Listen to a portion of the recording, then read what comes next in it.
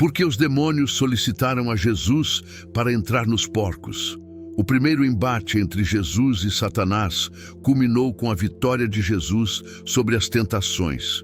Jesus avançou, conquistando com maestria duas fortalezas cruciais do reino de Satanás. Primeiro, estabelecendo sua autoridade sobre o domínio espiritual ao subjugar demônios, como evidenciado em Mateus 8, 28, 34.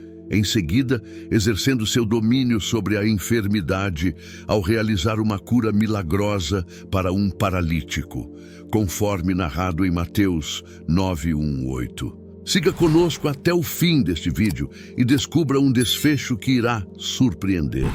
Após a tempestade ter sido milagrosamente acalmada, Jesus e seus discípulos continuaram sua jornada pelo mar da Galileia. O próximo incidente foca exclusivamente em Jesus. Eles chegaram ao outro lado do mar, na região dos Gerasenos, e um homem possuído por um espírito impuro encontra Jesus saindo dos túmulos. Esse homem morava nos túmulos e ninguém conseguia contê-lo, nem mesmo concorrentes. Pois ele, muitas vezes, tinha sido acorrentado de pés e mãos, mas ele rasgou as correntes e quebrou os ferros de seus pés. Ninguém era forte o suficiente para subjugá-lo. Noite e dia, entre os túmulos e nas colinas, ele gritava e se cortava com pedras. Quando viu Jesus de longe, ele correu e caiu de joelhos diante dele. Gritou o mais alto que pôde: "O que você quer comigo, Jesus, Filho do Altíssimo Deus? Em nome de Deus, não me torture." Pois Jesus havia dito a ele: "Saia desse homem, seu espírito impuro." Então Jesus perguntou a ele: "Qual é o seu nome?" "Meu nome é Legião," ele respondeu, "porque somos muitos." E implorou a Jesus repetidas vezes para não mandá-los para fora da área. Um grande rebanho de porcos estava se alimentando perto da encosta. Os demônios imploraram a Jesus: "Envie-nos para o meio dos porcos, permita-nos entrar neles." Ele lhes deu permissão, e os espíritos impuros saíram e foram para os porcos. O rebanho, de cerca de 2.000 porcos, correu pela encosta íngreme para o lago e se afogou. Aqueles que cuidavam dos porcos fugiram e relataram isso na cidade e no campo, e as pessoas saíram para ver o que havia acontecido. Quando chegaram a Jesus, viram o homem que havia sido possuído pela legião de demônios sentado ali, vestido e em seu juízo perfeito, e ficaram com medo. Aqueles que tinham visto contaram ao povo o que havia acontecido com o homem possuído pelo demônio, e também contaram sobre os porcos. Então, as pessoas começaram a implorar a Jesus para deixar sua região. Enquanto Jesus estava entrando no barco, o homem que tinha estado possuído pelo demônio implorou para ir com ele. Jesus não permitiu que o homem o acompanhasse, mas instruiu: "Retorne para sua casa, para as pessoas que você conhece, e compartilhe com eles o quanto o Senhor fez por você e como ele teve compaixão de você." Então, o homem partiu e começou a proclamar na Decápole o quanto Jesus havia feito por ele, e todos ficaram maravilhados. Grandes multidões da Galileia, a Decápole, Jerusalém, Judeia e a região do outro lado do Jordão seguiram Jesus. A situação era perigosa, porque os dois homens eram tão violentos que ninguém conseguia passar por aquele caminho. Eles eram conhecidos e temidos pelo público em geral.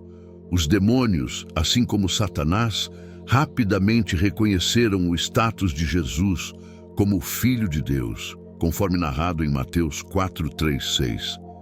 Este é um título que os discípulos eventualmente usarão quando desenvolverem uma melhor compreensão de sua singularidade como aquele a quem o Pai revelou ser seu Filho amado. Mas vindo dos demônios, o uso do título anuncia seu reconhecimento de que outra fortaleza de Satanás, o mundo espiritual, está sendo invadida e dominada. Os demônios contrastam com os discípulos no versículo 27, pois eles sabem quem é Jesus. No entanto, apesar desse entendimento, eles permanecem demônios. Conhecer Jesus, mas odiá-lo é demoníaco. A pergunta que os demônios fazem a Jesus pode ser dura e gentil, dependendo do contexto. em Marcos 1:4, é apresentado de uma maneira odiosa e amedrontadora. O título Filho de Deus provavelmente deve ser entendido em seu sentido mais rico. Os demônios reconhecem Jesus não apenas em termos de seu poder, mas também de sua pessoa.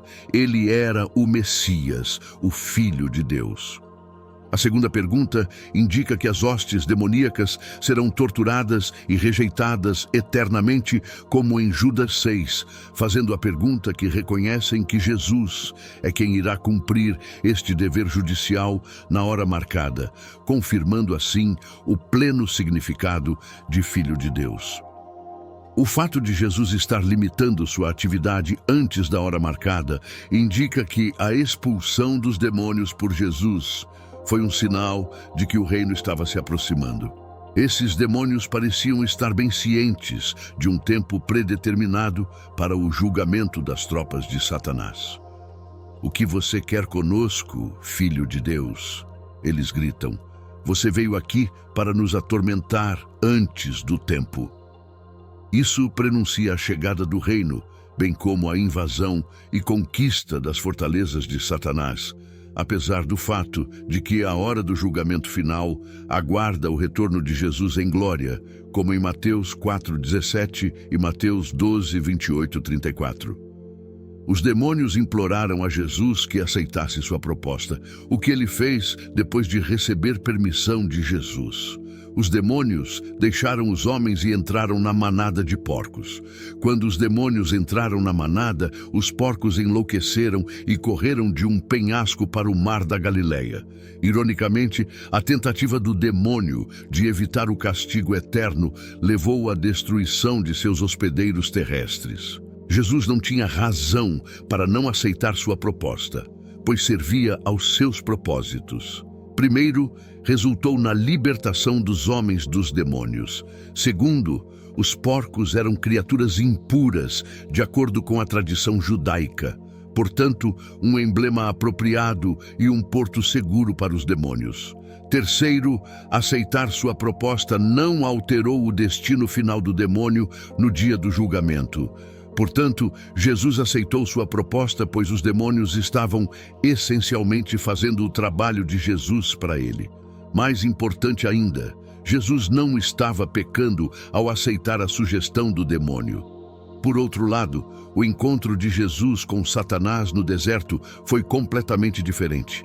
Se Jesus cedesse às exigências de Satanás, ele seria levado à desobediência.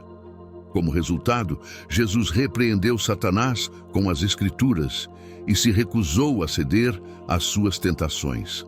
A principal distinção entre os dois casos é que a solicitação dos demônios em Mateus 8 não levou Jesus a pecar, enquanto as exigências de Satanás a Jesus tinham a intenção de levá-lo a pecar. Jesus alertou seus discípulos para não lançarem pérolas diante dos porcos, como em Mateus 7:6. Segundo Pedro, falsos mestres são pessoas que retornarão à sua natureza pagã, como em 2 Pedro 2:22. No entanto, como a costa oriental do Mar da Galileia era uma área gentia, este não era um rebanho selvagem, mas porcos criados para o mercado. Seus proprietários ficariam devastados se perdessem esse enorme rebanho que Marcos estima em cerca de 2.000, como em Marcos 5:3. O pedido do demônio para entrar nos porcos tem um propósito adicional mortal. Sabe-se que os demônios infligem danos e agonia à criação de Deus e fazem todo o possível para alimentar a hostilidade contra Jesus e sua invasão da fortaleza de Satanás, como em Mateus 17:14-20. A destruição dos porcos leva os gentios da região a pedirem a Jesus que vá embora, como em Mateus 8:34. Esta resposta é um triste comentário sobre a perversão dos seus valores, pois seria de esperar que eles se regozijassem com uma vitória sobre os demônios de Satanás. No entanto, como afirmou um comentador ao longo dos séculos, o mundo rejeitou Jesus porque prefere os porcos. Jesus não destrói os demônios. Em vez disso, ele permite que o mal siga seu curso neste mundo, até o dia em que tudo será corrigido. O resultado do exorcismo não é mencionado em Mateus, mas Marcos e Lucas observam que o homem possuído pelo demônio de Gerasa implorou para se juntar a Jesus. No entanto, Jesus o instruiu a ir para casa e contar à sua família e amigos o quanto Deus fez por ele, como em Lucas 8, versículos 38 e 39 e Marcos 5, 18 e 9. Ao ver os discípulos com Jesus, o ex-demoníaco deseja ser como eles, mas Jesus o manda de volta para sua cidade natal para testemunhar. Em certo sentido, os 12 seriam pescadores de homens, mas entre seu próprio povo, aquele gentio, agora seguidor de Jesus, seria um pescador de homens. No entanto, à luz dos versículos 33 e 34, a perda do rebanho se torna um meio de expor os verdadeiros valores das pessoas na área.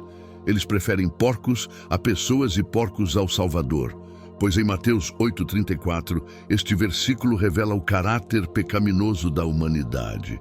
Jesus acabou de expulsar demônios de 2 homens e enviou os espíritos malignos para uma manada de porcos que correu em direção a um penhasco e para o mar, onde se afogaram.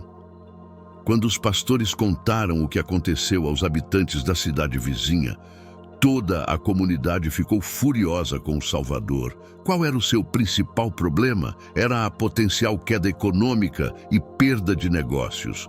Eles estavam mais preocupados com seu bem-estar econômico do que com sua saúde espiritual. Quando viram Jesus se aproximando da cidade, pediram que ele fosse embora. Infelizmente, somos culpados do mesmo erro. Nos acostumamos a conviver com o pecado e não queremos pensar em Deus removendo-o, especialmente se isso significar perder prazeres percebidos ou renda. Mas apegar-se ao pecado é uma das coisas mais tóxicas que podemos fazer. O final desta história é significativo em sua totalidade. Mostra mais uma vez que o ministério de Jesus não está limitado aos judeus, mas prefigura a missão aos gentios. Também mostra que a oposição a Jesus não é exclusivamente judaica. Nesse sentido, confirma que os oponentes em Mateus não são escolhidos com base na raça, mas de acordo com a sua resposta a Jesus, refletindo sobre a nossa propensão para o pecado e a resistência ao pecado. Permitir que Deus remova o pecado, especialmente se isso resultar na perda de prazeres ou ganhos, é um conceito profundamente arraigado nas Escrituras. A Bíblia frequentemente trata do conflito entre os desejos terrenos e a obediência a Deus. Em Mateus 6, 19 e 24, Jesus discute a impossibilidade de servir a 2 senhores, sublinhando que não podemos servir a Deus e às riquezas. Este ensinamento realça a ideia de que a lealdade ao pecado e a busca por ganho material podem nos afastar de Deus. A história dos Gadarenos, onde os habitantes preferem sua economia baseada em porcos a Jesus, ilustra um padrão recorrente nas Escrituras, onde as pessoas frequentemente escolhem interesses mundanos em vez do que é espiritualmente correto. Em Romanos 12, 1 e 2, Paulo exorta os cristãos a não se conformarem com o padrão deste mundo, mas a serem transformados pela renovação de suas mentes para que possam discernir a vontade de Deus. Isso sugere que a resistência ao pecado e a transformação espiritual são fundamentais para a fé. O ministério de Jesus, se estendendo aos gentios, é um tema central no Novo Testamento. Efésios 2, 11 a 18 discute como Cristo removeu a barreira entre judeus e gentios, criando em si mesmo um novo povo. Esta inclusão dos gentios na promessa da salvação reflete a universalidade do amor e misericórdia de Deus. A narrativa em Mateus também destaca que a oposição a Jesus transcende as barreiras raciais e culturais. Nos Atos dos Apóstolos, vemos que o Evangelho se estende além das fronteiras judaicas, alcançando várias culturas e povos. Em Atos 10, por exemplo, Pedro tem uma visão que o leva a entender que o Evangelho é para todos, não apenas para os judeus.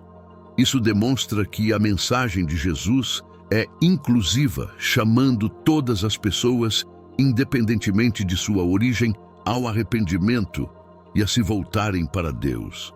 Portanto, o episódio do Gadareno e as lições subsequentes destacam um princípio fundamental do cristianismo. A salvação e a verdade de Deus estão abertas a todos, e o verdadeiro obstáculo é a relutância humana em abandonar o pecado e seguir a Cristo. Esta verdade desafia os seguidores de Cristo a examinarem as prioridades e lealdades de suas próprias vidas, alinhando-as com os ensinamentos e exemplo de Jesus. Em conclusão, nossa pergunta do dia é: quando você sentiu a presença de Deus pela primeira vez? Comente abaixo e se inscreva no canal.